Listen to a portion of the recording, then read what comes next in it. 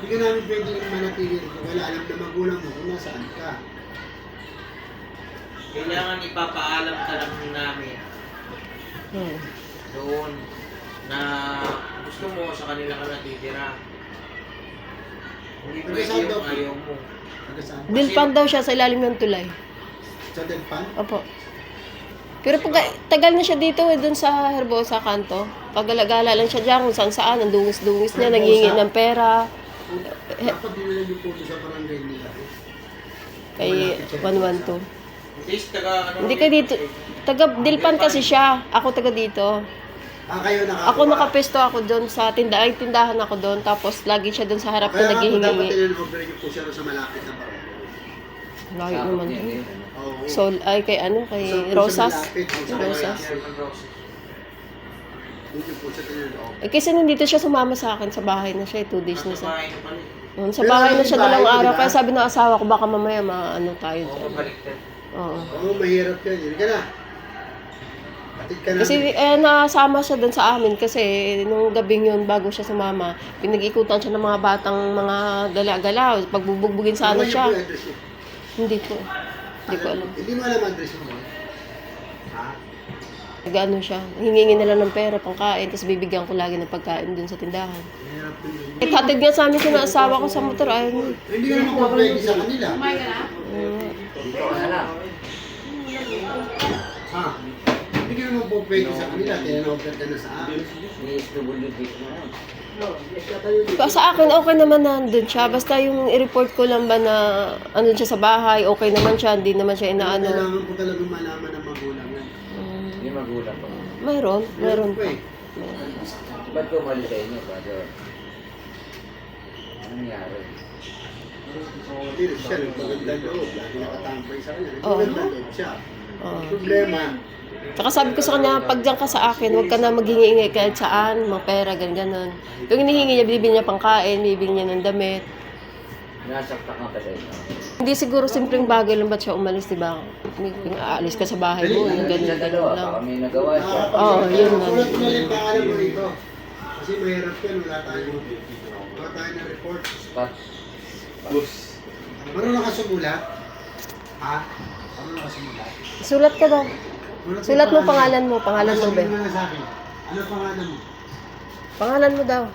Pangalan mo. Hindi po pwedeng ganyan, boy. Kaya ano ba pangalan mo?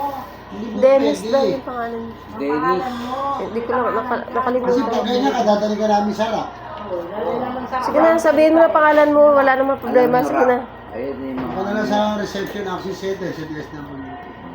Sulat mo. Sige na. Para doon ka lang sa bahay, sulat mo lang pangalan mo. Pag nag-aaral ka pa, sa akin naman yung pag Saan ka nag-aaral? Sa Almario? Oo, almari. Ano, Almario? Ang ganda na nga eskwela niyo, 10th floor na, may elevator.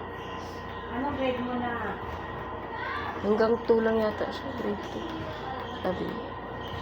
Kasi pag hindi mo binigay yung informasyon, Mayayari kami. lagay mo rin yung Dennis, ano, pati apelido. Tapos, malapit barangay pagkatapos sa mo na Almaro. yan, Ibang barangay. isulat mo na yung pangalan mo, isulat mo rin yung address. Kasi nag-aaral ka, alam mo yung address mo. Oo, marunong sumulat eh. Ano yan? Ano to, mga grade 4 na to? Oo. Basta isulat mo lang Wala na po pinta. Kaya wala nang kita. Nakakagulat ako yung nurses sa papasigaw itong bata. Ha? Exo naman kasi, dati may tintang. Ako tuloy ni nurses. Wala nang tintang. Ay, meron, no? Ayan. Sulat pa eh. Pasensya na boy ha, medyo naubusan lang konti. Pero may stock Anong kasi. pangalan mo? Dennis F. Iarbe. Oh, ilang taong ka na? 9. Ano yung address ninyo? Saan ka Parang nakatira? hindi ka na namin dadali sa DSWD. Saan ka nakatira? Report ha? Yung address, yung number ng bahay niyo. Ano number ng bahay niyo? Ano po? 18 po. 18. Anong pangalan ng street, yung kalye? Delpan, Saragosa, Wagas. Ha? Delta. Delpan, ganyan lang, Delpan Street. Saan ka malapit? Lawak ng San Delpan. Simon po. San San Simon. Simon Street. Yun. Alam ko na yun, sa Delpan. Tama. Sa ilalim ng Oo, tulay? Delpan niya. Oo, alam ko rin, Delpan. San Simbahan? Simon. Sa harap, alam mo yung ano rito, yung may building na parang ano, yung entertainment. Tapat ka na lang sa kabila dito kasi San Siro. Tama, papunta sakto sa na. bahay. Very good. Sa likod lang yan. Nabunuta kami ng tinig sa'yo, boss. Tiyang 9 years old. Bakit? Anong grade ka na? Puminto. 9. Ah, masaya Grade? naman siya. Oo, mabait nga siya. oh. Grade ano ka? Parang wala siyang nervous din sa katawan. Grade 4. Oh, dapat na yan. Anong grade? Akin ka na lang kaya, Tol. Wala pa naman akong anak. Natutuwa nga yung mga chewing ko dun sa kanya. Grade 2. Gawad. Grade 2 ka, grade 2. Tama. Malapit ito sa recto. Ah, Oo, yung tapos doon, lahat ng barangay 18. Recto dapat pa? pala ng sakop niyan. Oh, mabait mo pala to si Ten. Marunong siya kahit grade 2 lang, memorize niya. Yarde, ito pa talaga. Then, Ah, napaka ano naman ang mukha mo, boss. Hindi naman kaano-ano yung tura mo. Bakit yan mamamalin mo? Parang ano, dungis yun. Damit na, sobrang dumi niya. Pinaliguan ko. Pala. Para-paraan lang. Saan ka nga natutulog? Pag doon ka sa kalye?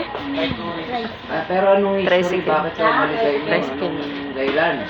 Nagsuran mo na lang siya. Ah, pinagtitinda ka ng ano? Pugo. Mali po. Mani? Tingnan mo na dito. Tayo ka lang doon tayo. Uy, saan Parang ka? Ay, nagsasawa ka na. dadali dito sa hindi na nakita dadali sa DSW. Picture lang yun. Gusto mo, dalawa pa tayo. File lang namin to, file. Dito na lang.